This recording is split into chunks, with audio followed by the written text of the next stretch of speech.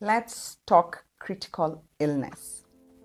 So first off, what is critical illness? I think when you talk to insurance people, especially medical insurance or life insurance, you keep hearing about critical illness. So critical illness is just an umbrella term that's used to define uh, illnesses that are life-threatening and that once you've been diagnosed with may not leave you, okay? And could cost a pretty sum to keep taking care of. For example, some of the named critical illnesses that you may be familiar with would be a heart attack, stroke, someone going into a coma, kidney failure, cancer, paralysis, just to name but a few. So most insurance policies, you'll note, will have those caps, like I had mentioned. They'll have caps on the levels that insurance is willing to cover you for if you get diagnosed with these critical illnesses. You'll see a cap for newly diagnosed critical illness. There's a limit. If you come on board on cover and you have a pre-existing critical illness or chronic condition, they will cap it as well.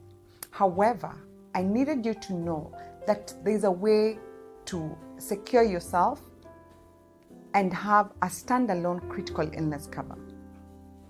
What would happen? The critical illness would cover various illnesses. Every provider would have named critical illnesses that they consider.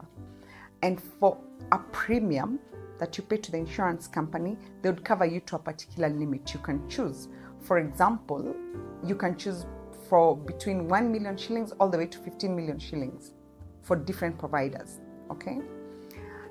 And you'd get a premium. It's based on your age, it's based on your lifestyle, your weight. Are you a smoker? Are you not a smoker? Okay? And these monies are not paid to the hospital once you're diagnosed. This is a lump sum amount that's paid out to you because insurance understands that your life is just about to change.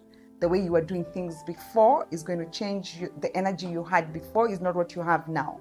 So you can use these funds to seek better treatment, to seek treatment abroad if that's what you want to do. So it's a lump sum that's paid out to you, and it's only paid out once in a lifetime. All right? So we do have policies that would cover you for... So your primary cover on that critical illness cover is critical illness. But there's a catch. When you're wondering, what if I never get diagnosed with a critical illness? Then it covers for loss of life, premature loss of life. So if during the term of your policy, loss of life happened prematurely, there's an amount that's paid out to your family, right? Because you had this cover. Of course, they never paid out critical illness. You never got sick, but the life element was on it.